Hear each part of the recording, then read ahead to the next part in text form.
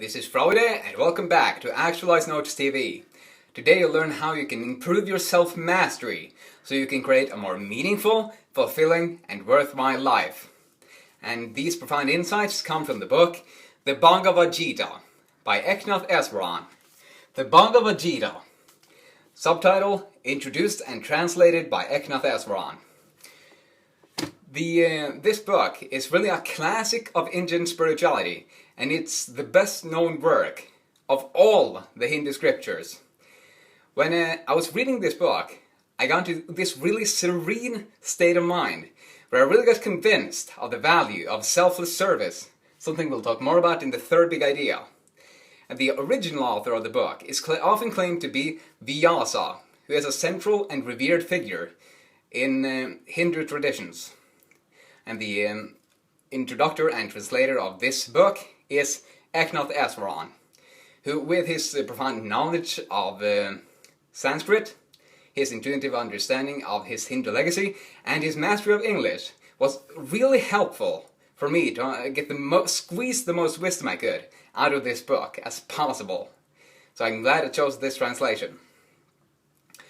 The book is here to help you increase your self-mastery, help you want to serve others more, and align more with your true self.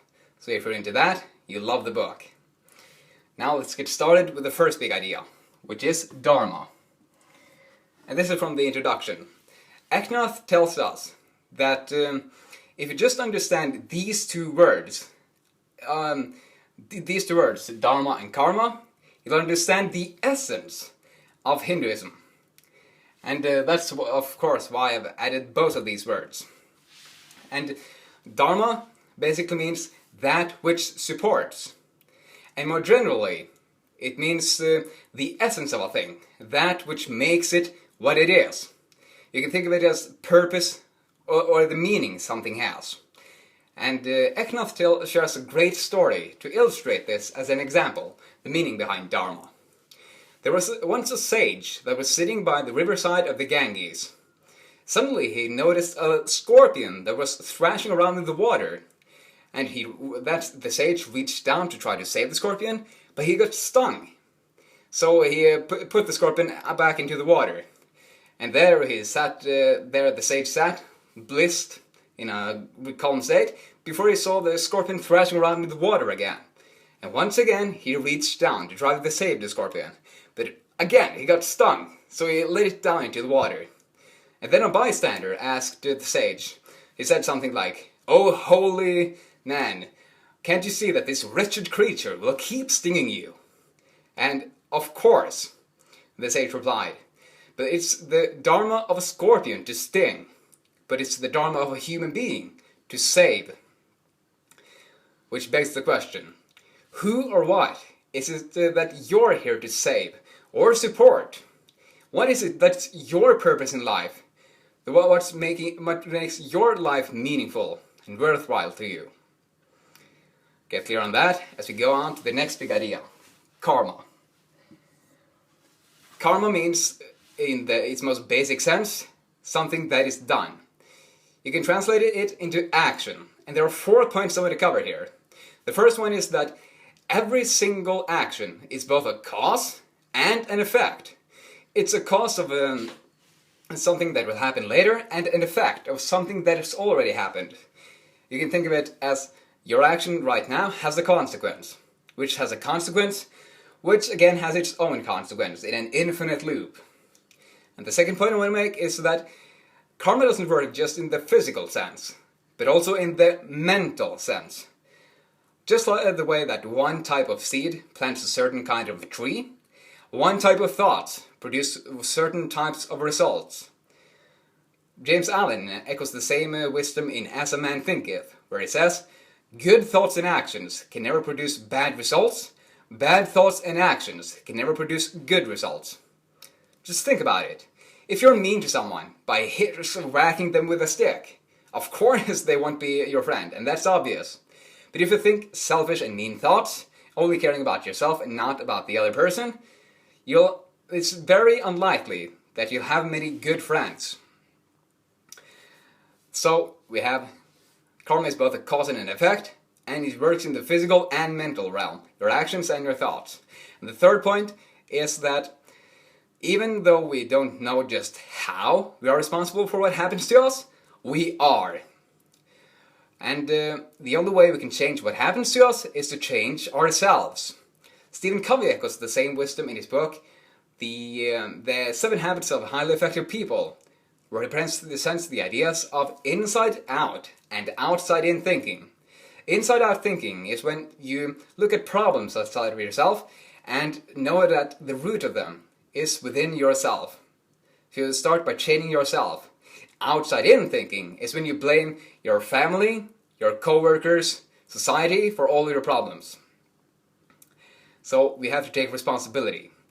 And a really beautiful way to look at karma, instead of looking at it as this punishing force that's here to give you your just desserts, instead look at it as an educative force that's here to show you how to live a more fulfilled life in harmony with your Dharma, the purpose you feel you're put here to fulfill.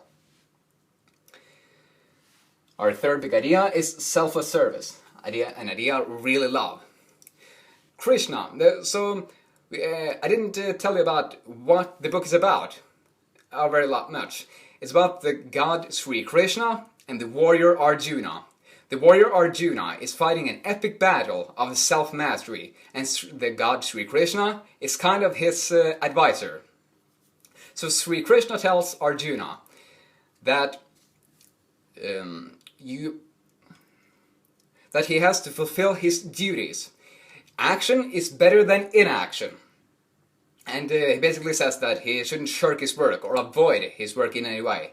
But he also says that it's almost impossible for a human being to, for a long time, avoid his work, because we as human beings are driven into action by our own nature. And the humanistic psychologist Abraham Maslow echoes the same wisdom, and he says that as you ascend this hierarchy of needs and satisfy your needs, basic needs for food, shelter and belonging, you ascend to the self-actualization, which then becomes your fundamental need, becoming all that you're capable of and expressing the highest version of yourself. It's not a choice, it's a mean. You're driven to action by your own nature. And Krishna says that it's also not just action, but it's selfless action. It's selfless service. And when I think about it, I become much more happy when I think about really helping you actualize your potential than when I'm just chasing money.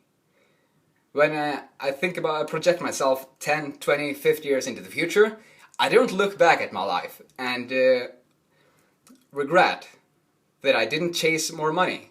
But I will regret that I didn't help more people. And of course, helping people actualize is my purpose. How are you doing on this spectrum? Are you avoiding your work? Are you doing selfish work, only thinking about yourself? Or are you here to fulfill a higher purpose? Dharma style. The fourth big idea is fruits. Krishna tells Arjuna, you have the right to work, but never to the fruit of work.